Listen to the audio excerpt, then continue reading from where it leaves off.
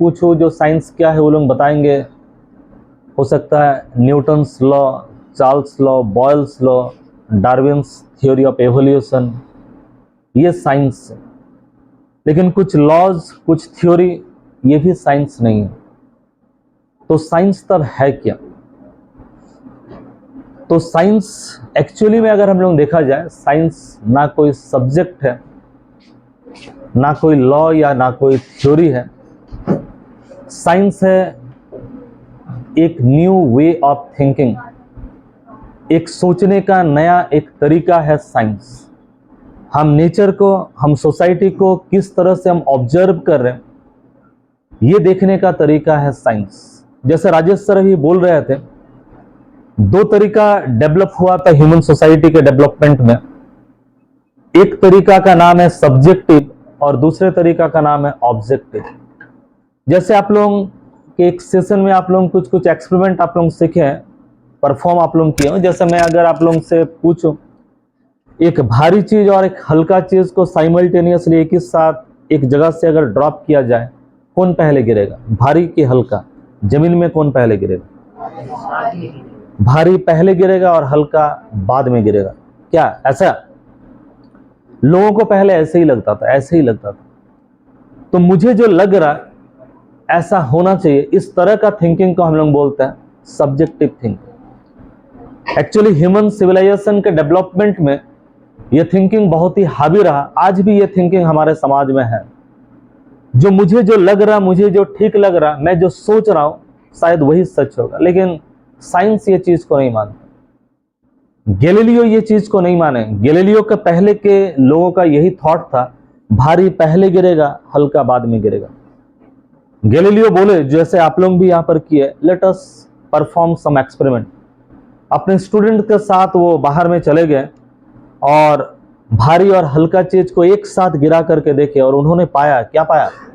उन्होंने पाया दोनों एक साथ ही जमीन पे गिरता, एक ही साथ ही जमीन पे पहुंचता। इसका मतलब क्या है? मतलब है मैं जो सोच रहा हूं, मुझे जो लग रहा, वो सही नहीं भी हो सकता। तो एक अलग तरह का थिंकिंग जो डेवलप हुआ, उसको हम लोग बोलते हैं objective thinking. Objective thinking means object जिसके बारे में हम बात कर रहे हैं, उससे हमको ट्रुथ जानना पड़ेगा, उससे हमको सच जानना पड़ेगा, हमको एक्सपेरिमेंट करना पड़ेगा, ऑब्जर्व करना पड़ेगा, डेटा एनालिसिस करना पड़ेगा, वेरीफाई करना पड़ेगा। उसके बाद जो निष्कर्ष मिलेगा, जो ज्ञान मिलेगा, that knowledge is called science. इसलिए साइंस में गलती नहीं होता, और अगर उसमें गलती होता है तो उसको हम लोग रेक्टिफाई कर सकते हैं, क्योंकि साइंस जिसको मानता है वो है फॉल्सी एबिलिटी। दूसरी तरह का जो थिंकिंग है उसका फॉल्सी एबिलिटी नहीं है। जैसे आप लोगों को अगर मैं पूछूं न्यूटन्स का लॉज क्या है, तो सभी मुझे लग रहा है 9 क्लास में जो भी लोग हैं वो लोग बोल देंगे, या उसके ऊपर के जो साथी लोग हैं बोल देंगे। जो उसका जो मैथमेटिकल फॉर्म है वो क्या है? F = G m1 m2 upon r square. यही सिंपल एक मैथमेटिकल फॉर्मूला में न्यूटन दिखाए, दो बॉडी के बीच में एक म्यूचुअल अट्रैक्शन होता है। इस फॉर्मूला के तहत आप न्यूटन को फॉल्सिफाई कर सकते हैं, आप उसको गलत साबित कर सकते हो। लेकिन आप लोग जानते हो ये फॉर्मूला अभी भी वैलिड है, क्योंकि साइंस जो मानता है वो खाली मुझे जो लग रहा, मैं बोल रहा हूं, मैं मान रहा हूं, वो साइंस नहीं है। साइंटिस्ट लोग बनाते हैं थ्योरी, उसमें कुछ इक्वेशन होता है, और वो थ्योरी तभी साइंटिफिक माना जाता है जब उसमें फॉल्सिफाई एबिलिटी हो। इसीलिए साइंस में जो भी चीज दिया जाता है उसको आप फॉल्सिफाई कर सकते हो। और इसी तरीके से साइंस धीरे धीरे करके आगे बढ़ रहा, अपने आप को रिफाइन कर रहा, और हम लोग बोल रहे हैं हम लोग साइंटिफिक युग में जी रहे हैं। लेकिन साइंस का मतलब अक्सर हम लोग कंफ्यूज कर जाते हैं। बहुत समय साइंस का मतलब लोग समझ बैठते हैं टेक्नोलॉजी को। साइंस का मतलब लोगों को लगता है ये फैन शायद साइंस से, ये माइक्रोफोन शायद साइंस से हो सकता है, कुछ बम ये शायद साइंस है। नो, ये सब साइंस नहीं है। This are applications of science. तो साइंस एक अलग है और उसका एप्लीकेशन कुछ अलग है। साइंस जो आर्ट्स का बच्चा है वो भी साइंटिफिक हो सकता है। हमारे चारों ओर चीजें कैसे चल रही है, उसके पीछे क्या नियम काम कर रहा है, इस नियम को जानने का एक खास तरह का पद्धति ये अगर हम लोग फॉलो करें, वो पद्धति क्या है ना, वो पद्धति है एक्सपेरिमेंटेशन, ऑब्जर्वेशन, वेरिफिकेशन और उसके बाद फिर कंक्लूजन। इस मेथड को अगर हम लोग जीवन में फॉलो करें तब हम साइंटिफिक हो सकते हैं। यही लेकिन इस कैंप का मकसद था। इस कैंप में आप लोग देखें जो स्नेक शो हुआ, बहुत सारे मिथ हमारे सोसाइटी में चारों ओर है। जैसे आप लोगों को सुनने का मौका मिलता होगा, जो सांप में कुछ कुछ खास तरह का सांप है जिसमें वो मनी मिलता है, मनी, ठीक है, क्या बोलते हैं उसको, यस। लेकिन आप लोगों को शायद सुनने का मौका मिला, हालांकि इस जो सेशन चला उसमें कौन पॉइजनस है कौन नॉन पॉइजनस है उसके ऊपर ज्यादा फोकस किया गया, लेकिन ये एक तरह का मिथ है। एक जो सांप पकड़ने वाला इंसान वो बोल रहे थे, जो सचमुच अगर मैं तो हर तरह का सांप पकड़ता हूं, तो अगर वैसा डायमंड अगर सांपों में अगर मिलता तो महाराजा क्या हम लोग नहीं बन जाते, हम लोग भी महाराजा बन जाते। तो ये जो उलोंग में जो डायमंड होता है और वो चमकता है, रात में उलोंग डायमंड को माने निकाल देते हैं, अपना जो मनी है उसको निकाल देते हैं, उससे पूरा लाइटिंग होता है, फिर वो लोग डांस करते हैं। इस तरह का जो बहुत सारे जो मिथ है, मान्यता है, इसको हम लोग को चेक करना पड़ेगा, वेरीफाई करना पड़ेगा, उसके बाद ट्रूथ में हम लोग को जाना पड़ेगा। जैसे पेड़ पत्तियों को लेकर के बहुत सारा लोगों के बीच में धारणा है, लेकिन आप लोग करके देखिए, आप लोग जाने, आप लोग प्रैक्टिकली उसको स्टडी किए। रॉक को भी आप लोग स्टडी किए, फजल सर आप लोगों को बताएं कैसे रॉक्स बनता है, उसका फॉर्मेशन कैसे होता है, डिकम्पोजिशन कैसे होता है, कितने तरह से उसको क्लासिफाई हम लोग साइंटिफिकली कर सकते हैं। तो ये एक्सपेरिमेंट जो आप लोगों को दिखाया गया, उसमें एक्सपेरिमेंट में जब आप लोगों को दिखाया जा रहा था कुछ कुछ एक्सपेरिमेंट, आप लोगों के मन में सवाल आ रहा था, ये जो सवाल क्यों होता है, कैसे होता है, इसके पीछे का रीजन क्या है, कौन सा लॉ इसमें काम करता है, ये जो चीज खोजने का जो मन, ये अगर आप लोगों के अंदर में आ जाए तब आप लोगों का सोच साइंटिफिक हो सकता है, तब आप लोगों के अंदर में साइंटिफिक टेम्पर डेवलप हो सकता है। और मुझे लग रहा है ये साइंस कैंप का एक मकसद था। दूसरा मकसद ये भी था जो राजेश सर आप लोगों को जिक्र किए, जो साइंस को लेकर के बहुत सारे लोगों में भ्रांतियां हैं, जो पहले जमाने में ही अच्छा था, एकदम बैलगाड़ी था, एकदम गांव में लोग रहते थे, कोई पोल्यूशन नहीं था, कोई इंडस्ट्रियलाइजेशन नहीं था, इस तरह का वार वगैरह नहीं होता था, इतना सारा डिस्ट्रक्शन वगैरह नहीं होता था, वो जीवन अच्छा था। लेकिन साइंस आकर के सारा चीज एकदम खत्म किया, हमारा नेचर को भी खत्म किया और हमारा जो लाइफ है उसको भी पूरा पूरी डिस्ट्रॉय किया। बात लेकिन दरअसल ऐसा नहीं। आप लोग नाम सुने होंगे अल्फ्रेड नोबेल का, कितना जन नाम सुने हैं अल्फ्रेड नोबेल का? नोबेल प्राइज आप लोग सुने हैं, जो फिजिक्स, केमिस्ट्री, बायो ये सब में सबसे बड़ा जो वर्ल्ड लेवल का जो प्राइज दिया जाता है वो है नोबेल प्राइज। तो ये जो नोबेल प्राइज जो दिया जाता है, ये अल्फ्रेड नोबेल का नाम से नोबेल प्राइज दिया जाता है। अल्फ्रेड नोबेल क्या किया था जानते हो? वो बनाया था डायनामाइट, बनाया था डायनामाइट। लेकिन आप लोग जानते हो डायनामाइट का बहुत सारा यूज है।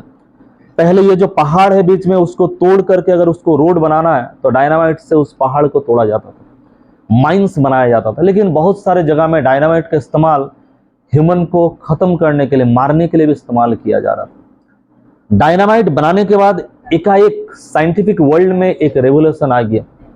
इस डायनामाइट से बहुत पैसा कमाए कौन? Alfred Nobel. लेकिन डायनामाइट का एक दूसरा तरफ में जो लोग इस्तेमाल कर रहे थे, इतने सारे लोग मर रहे थे, तो पूरे दुनिया में डायनामाइट को लेकर के लोगों का एक डर बैठ गया था। उस समय फ्रांस में एक न्यूज़पेपर में एक हेडलाइन आया था, मैंने एक्चुअली एक मौत हो गया था, एक एक्सीडेंट में एक मौत हो गया था, तो न्यूज़पेपर में हेडिंग आया था मौत के सौदागर का मौत। हेडिंग आया था क्या? मौत के सौदागर का मौत। मौत के सौदागर कौन? मौत के सौदागर है अल्फ्रेड नोबेल। ठीक है, लोग उनको, अल्फ्रेड नोबेल को मौत के सौदागर के नाम से पुकारते थे, क्योंकि उनके आने के बाद, डायनामाइट आने के बाद ही बहुत सारे मौतें होने लग गई थी।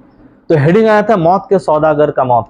लेकिन इत्तेफाक से जो मौत हुआ था वो अल्फ्रेड नोबेल का मौत नहीं हुआ था, और मौत हुआ था उनके भाई का, अल्फ्रेड नोबेल का भाई का। लेकिन ये न्यूज जब अल्फ्रेड नोबेल पढ़े तब वो पूरा शॉक्ड रह गए, जो दुनिया मुझे किस नाम से पुकारती है, मौत का सौदागर, तो मैं क्या किया हूं। वहीं से उनका टर्निंग पॉइंट स्टार्ट होता और अपने लाइफ का इतना सारा कमाया हुआ धन उसके बाद से वो इस्तेमाल कर देते, वो सारा धन दान कर देते और वो धन वो सरकार को दे देते हैं, स्विस सरकार को, और उनका पैसा से हर साल दुनिया में साइंस का जो बेस्ट जो इन्वेंशन है या डिस्कवरी है शांति के लिए, ठीक है, पीस के लिए, साइंस में वैसा साइंटिस्ट जो पूरे दुनिया में पीस के लिए काम करते हैं, शांति के लिए काम करते हैं, उनको एक पुरस्कार दिया जाएगा। और तब से स्टार्ट हुआ क्या, नोबेल प्राइज, ठीक है। तो लोगों को लगता है ये जो डायनामाइट है, ये बड़े बड़े बम है, जैसे आप लोग नाम सुने होंगे एल्बर्ट आइंस्टाइन का, फोटो भी यहाँ पर है, एल्बर्ट आइंस्टाइन। एल्बर्ट आइंस्टाइन एक बहुत ही फेमस एक इक्वेशन दिए थे, थोड़ा सीनियर स्टूडेंट आप लोग जानते होंगे और जूनियर्स लोग बाद में जाएंगे। E = mc², मीन्स एनर्जी और मास, इसको आपस में बदला जा सकता है। मास को ऊर्जा में और ऊर्जा को मास में हम लोग कन्वर्ट कर सकते हैं। और ये सिंपल सा जो सिद्धांत है, इसी सिद्धांत से बना सेकेंड वर्ल्ड वॉर के दौरान बना, आप लोग जानते हो, बना एटम बम। क्योंकि हिटलर का नाम आप लोग सुने हो, हिटलर पूरा दुनिया में उनका दबदबा था। तब वही अल्बर्ट आइंस्टाइन जो जर्मनी में रहते थे, उनको शिफ्ट करना पड़ा। बहुत सारा साइंटिस्ट जर्मनी से शिफ्ट कर गए अमेरिका, एल्बर्ट आइंस्टाइन भी अमेरिका शिफ्ट कर गए। और अमेरिका का वहां पर का जो तत्कालीन जो प्रेसिडेंट है, उनको एक प्रपोजल दिए, जो हिटलर के पास वहां पर हाइजेनबर्ग है, वहां पर उस देश में हाइजेनबर्ग जैसा साइंटिस्ट है, ऑटो हन जैसे साइंटिस्ट है, और अगर हिटलर अगर एटम बम अगर बना दे तो पूरा दुनिया को तबाह कर देगा। तो क्यों ना हम लोग भी यहाँ एटम बम बनाते हैं, लेकिन हम लोग एटम बम बनाएंगे दुनिया को मारने के लिए, तबाह करने के लिए। अगर हिटलर एटम बम अगर बना दिया तो जस्ट हमारे पास भी एटम बम है, अगर हिटलर गिराएगा तो हम लोग भी गिरा सकते हैं। बचाव के लिए हम लोग भी यहाँ एटम बम बनाएंगे। तो शुरू हुआ अमेरिका में मैनहट्टन प्रोजेक्ट, और वहां पर 100,000 से ज्यादा वैज्ञानिक लोग उस प्रोजेक्ट में काम किए और बना एटम बम। लेकिन जिस समय एटम बम बना, हालांकि यहां पर हिटलर बहुत दबाव दे रहे थे ऑटो हन और हाइजेनबर्ग को, जो आप लोग एटम बम बनाइए। लेकिन आप लोगों को ताजुब लगेगा, उन लोगों को मौत का धमकी तक दिया गया, ऑटो हन और हाइजेनबर्ग। ऑटो हन के बारे में मैं बता दूं, ऑटो हन ही वो पहले आदमी थे, स्ट्रेसमैन और ऑटो हन, जिन्होंने मिलकर के एक नया सिद्धांत दिया था, जिसको आप लोग थोड़ा सा ऊपर क्लास में पढ़ोगे, इंटर के बच्चे लोग पढ़ते हैं, उसको बोलते हैं nuclear fission. Nuclear fission, uranium को तोड़ करके कैसे छोटे छोटे पार्टिकल्स में, बेरियम, क्रिप्टन में डिवाइड कर सकते हैं, और उससे कैसे बहुत मात्रा में एनर्जी आ सकता, जिससे बहुत बड़ा एक डिस्ट्रक्शन पैदा हो सकता। ये काम किए थे कौन, न्यूक्लियर फिशन के ऊपर काम किए थे ऑटो हन। ऑटो हन अगर चाहते, हाइजेनबर्ग अगर चाहते, ये लोग एटम बम जरूर बनाते। लेकिन ऑटो हन कभी भी एटम बम नहीं बनाए, हाइजेनबर्ग कभी भी एटम बम नहीं बनाए। लेकिन अमेरिका तो बना चुका था एटम बम। लेकिन जो प्रेसिडेंट पहले अमेरिका में थे, वो प्रेसिडेंट उस समय, बाद में सेकेंड वर्ल्ड वॉर का 19 जो आप लोग जानते हैं, जिस समय ये एटम बम गिराया गया था 45 में, उस समय लेकिन वो प्रेसिडेंट नहीं थे, नए प्रेसिडेंट आ गए अमेरिका में। और आप लोग जानते हो हिरोशिमा और नागासाकी में किस तरह का एटम बम गिराया गया, 2-2 दिन गिराया गया। जो पायलट उस बम को लेकर के गया था, उन लोगों को नहीं पता था जो ये बम कितना बड़ा धमाका कर सकता, क्या कर सकता। लेकिन टारगेट था, पहले दिन का ही टारगेट था, हिरोशिमा नागासाकी दोनों शहर में गिराया जाए। लेकिन पहले जब हिरोशिमा में गिराया गया, उस समय इतना बड़ा एक डिस्ट्रक्शन ये देख करके एक पायलट तो बेहोश हो गया। वो इतना बड़ा धमाका कभी नहीं देखा था। तब रिटर्न आना पड़ा। उसके बाद फिर और 2-3 दिन के बाद फिर से एक धमाका हुआ नागासाकी में।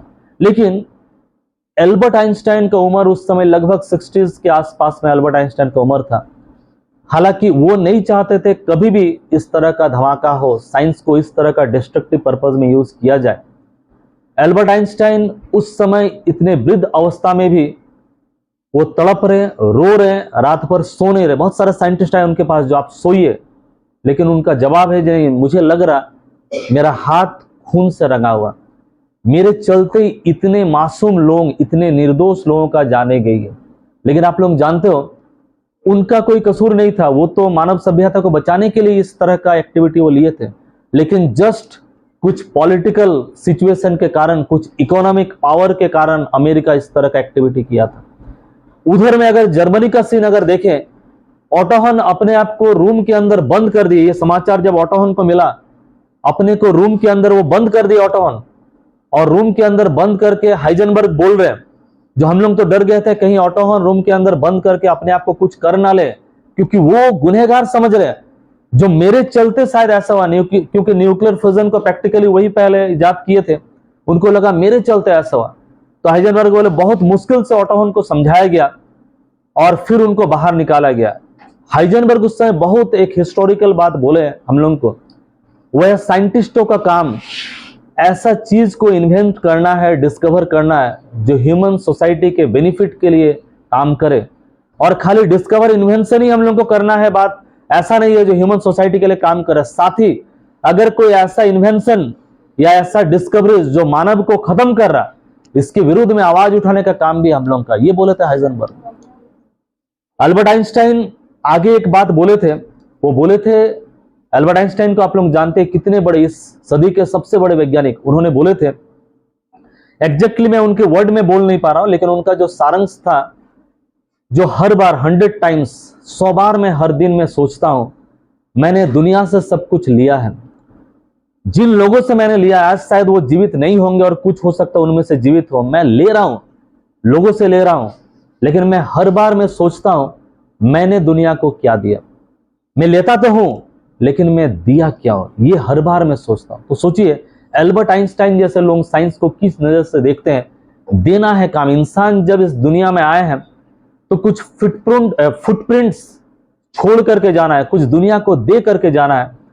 हम लोग अगर सोसाइटी से खाली ले, पैरासाइट जैसे अगर काम करे, तो अल्बर्ट आइंस्टाइन के शब्दों में ये ठीक बात नहीं है।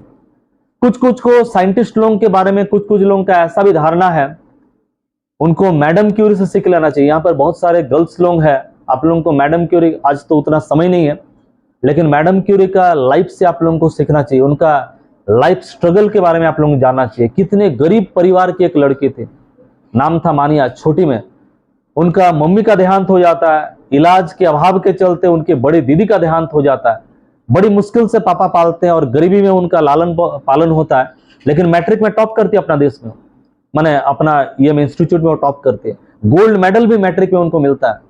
लेकिन हायर एजुकेशन के लिए वो जा नहीं पाते क्योंकि उनके देश गुलाम था और लड़कियों को पढ़ने का अधिकार नहीं था। और हायर एजुकेशन में अगर उसको जाना है तो उनको जाना पड़ेगा अपना देश पोलैंड छोड़ करके फ्रांस जाना पड़ेगा, पैसा नहीं है। दोनों बहन मैडम क्यूरी और उनकी दीदी प्लानिंग की, जो पहले बड़ी दीदी को भेजेंगी, ब्रानिया को भेजेंगी, और फिर वो काम करके पैसा जुटा करके उनको देगी। आप लोगों को ताजुब लगेगा, मैडम क्यूरी इतनी बड़े साइंटिस्ट, वो अपना बड़ी दीदी को पैसा भेजने के लिए ट्यूशंस पढ़ाते थे। एक जमींदार के घर में वो माने इसका गवर्नेंस का काम, गवर्नेंस माने आया बच्चा संभालते थे, बच्चे का सारा देख रेख को करते थे मैडम क्यूरी। वहां से पैसा अर्न करके वो भेजते थे अपना दीदी को।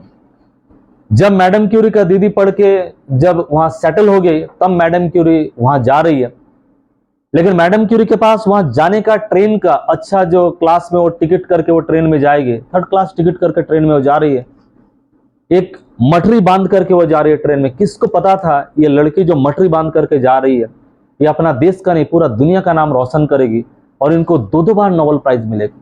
वहां पर भी जब मैडम क्यूरी गई तो उनको ऐसा भी था, इतने माने पहले तो दीदी का वहां रहते थे, लेकिन वहां से हॉस्टल और उसके कॉलेज बहुत दूर था, तो कॉलेज के हॉस्टल में वो शिफ्ट कर गई। हम लोगों को सीखना चाहिए उनके पास से। उनके पास इतना भी पैसा नहीं था जो वो उस समय लैंप जला सके। वो कॉलेज का हॉस्टल में, हॉस्टल नहीं, वहां पर जो लाइब्रेरी हो वहां पर जा करके एक लड़की उस समय रात 10 बजे तक पढ़ती थी और उसके बाद वो आती थी अपना हॉस्टल, फिर वहां पर लैंप जला करके 12 बजे 1 बजे तक पढ़ते थे। गर्म कपड़ा उनके पास नहीं था, जहां पर चेयर में बैठते थे सारा कपड़ा को पसार करके बैठते थे और कब उनको नींद आ जाता था पता ही नहीं चलता, इतना स्ट्रगल करके वो पढ़ते थे। एक बार तो उनका चप्पल फट गया था, चप्पल खरीदने तक का पैसा नहीं था उनके पास, तो वो अपना मिल को, अपना जो खाना जो उसका कटौती करके वो चप्पल खरीदी। इस ढंग से मैडम क्यूरी अपना लाइफ बिताई है। आप लोगों को जरूर उनके बारे में आप लोगों को पढ़ना चाहिए। लेकिन जब मैडम क्यूरी साइंटिस्ट बन गई, जब वो रेडियम का खोज कर चुकी, जब वो पोलोनियम का खोज कर ली, जब उनका रेडियम का इस्तेमाल मेडिकल फील्ड में होने लगा, बहुत सारे कंपनी उनके पास आए जो आप अपने खोज को पेटेंट कर लो। मैडम क्यूरी के पास वो मौका था, अगर वो माने अगर दवाई कंपनियों के साथ उस पेटेंट में अगर वो सिग्नेचर वो कर लेती, एक दिन में वो करोड़ों कमा सकते थे, क्योंकि बहुत ही मुश्किलात के साथ उन्होंने अपना जीवन बिताया था। लेकिन मैडम क्यूरी और उनके हस्बैंड पेरी क्यूरी वो लोग बोले, और ये हम लोग के लिए सीख का विषय है, जो साइंटिस्ट हमेशा कोई भी चीज वो दुनिया से छिपाते नहीं है, वो दुनिया को बता देते हैं। मैडम क्यूरी बोली, वो रेडियम जब लैब के अंदर था तब वो मेरा था, लेकिन आज उसका इस्तेमाल मेडिकल फील्ड में होने लगा है, इसलिए मैं इससे मुनाफा नहीं कमा सकती हूँ, मैं इससे पैसा नहीं कमा सकती हूँ, क्योंकि ये पूरा दुनिया का, ये सबका है। पैटेंट नहीं की मैडम क्यूरी उसको। हमारे देश के जिनको नोबेल प्राइज मिला है, सीवी रमन, उनको भी जब नोबेल प्राइज का पुरस्कार मिला, मात्र 300 रुपया वो इस्तेमाल किया था अपने रिसर्च फंड के लिए, क्योंकि वो बोले थे हम लोग को सीख लेना चाहिए, सीवी रमन बोले थे सीख लेना चाहिए।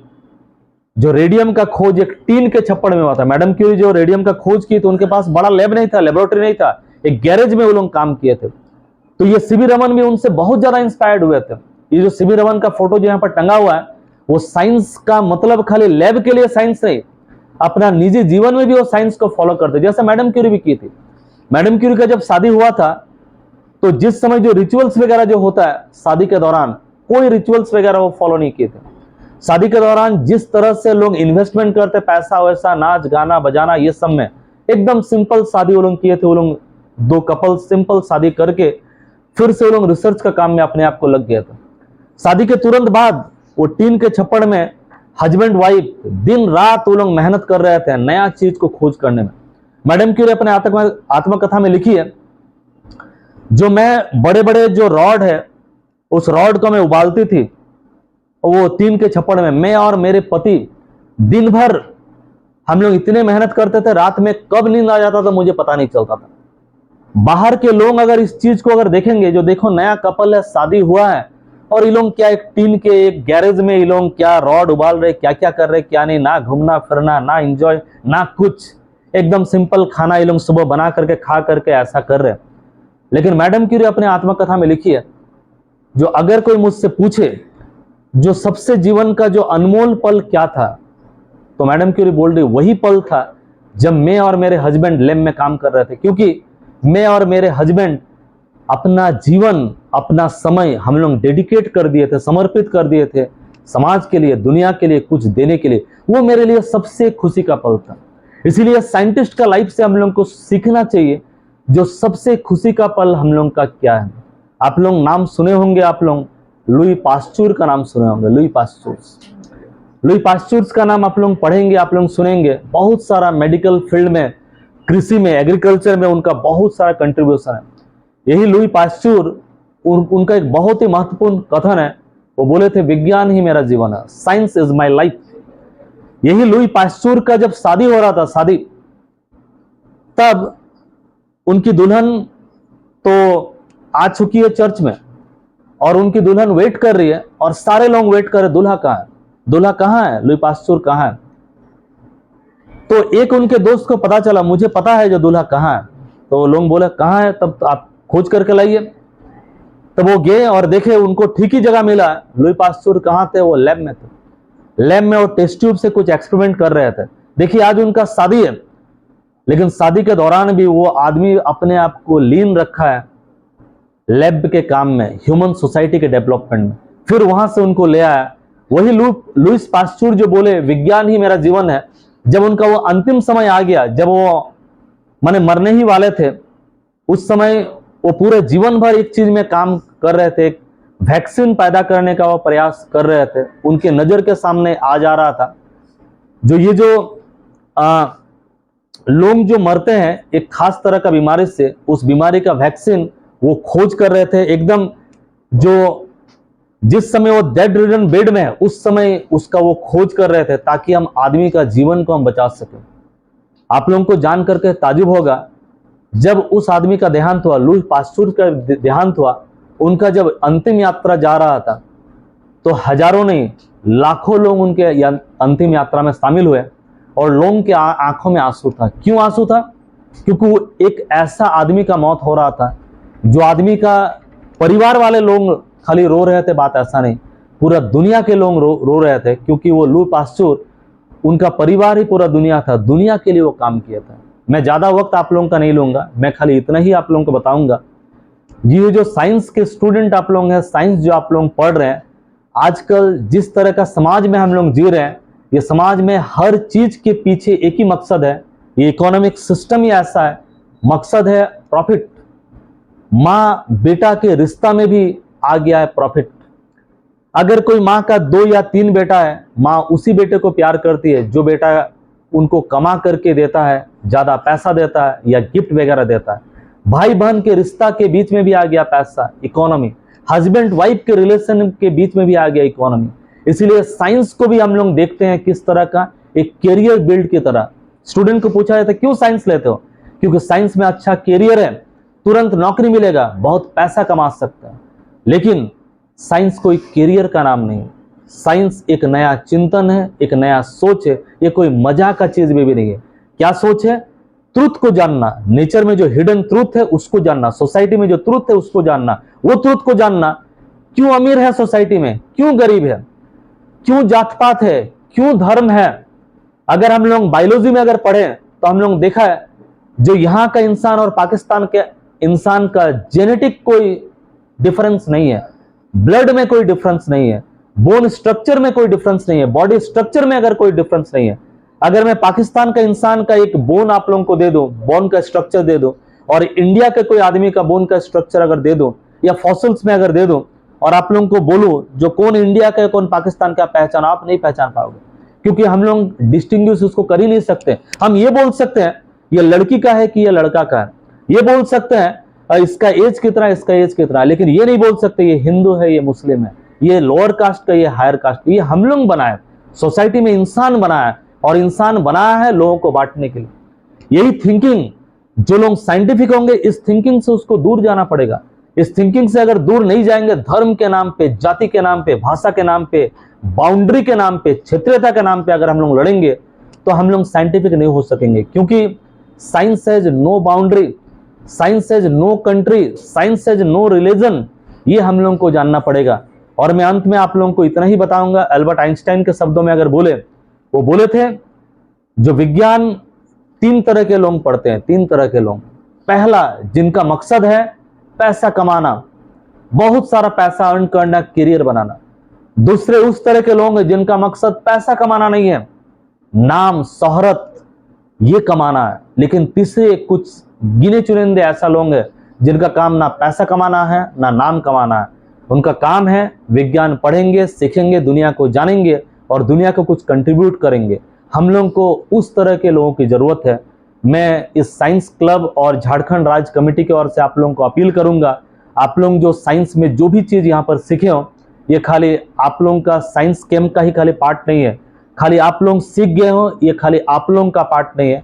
मकसद ये है जो आप लोग सीखे हो, इस सीख को आप लोग अपने स्कूल्स में, अपने कॉलेज में, अपने इलाका में इसको प्रोपागेट कीजिए।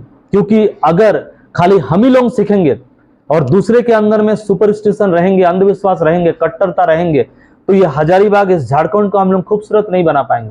क्योंकि आप लोग जानते हो देश में, झारखंड में बहुत सारे अंधविश्वास है, बहुत सारे कुसंस्कार है, बहुत सारे सूडो साइंस का प्रचार है, बहुत सारे अनसाइंटिफिक चीज है। अगर हमको साइंटिफिक होना है, समाज को साइंटिफिक बनाना है, तो इसको प्रोपागेट करना पड़ेगा, इसको और बढ़ाना पड़ेगा, सभी को ऑर्गेनाइज करना पड़ेगा।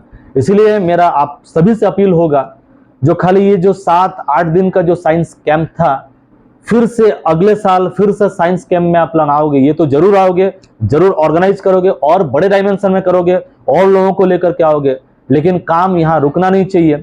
आप लोग वीकली हो या तो 15 डेज में हो या मंथली हो, इस जगह में सर के कोचिंग में जो आप लोग 7 दिनों में जो सीखे हो, बहुत सारा टॉपिक है, बहुत सारा डिस्कशन है। आप लोग यहाँ पर आकर के अगर उस डिस्कशन को आप लोग कर सकते हो, बहुत सारा एक्सपेरिमेंट है, जानने को बहुत सारा चीज है। अगर आप लोग उसको सीख सकते हो, इवन कि आप लोग इनिशिएटिव लेकर के अपने स्कूल में, कोई स्कूल्स में, कोई मोहल्ले में ऑर्गेनाइज कर सकते हो, सर लोगों को, मैडम लोगों को अगर आप लोग बुला सकते हो, तो ये एक बहुत बड़ा काम होगा। क्योंकि यही काम करते थे हमारा देश के पीसी रॉय, यही काम करते थे एल्बर्ट आइंस्टाइन, यही काम करते थे लेकिन मैडम क्यूरी।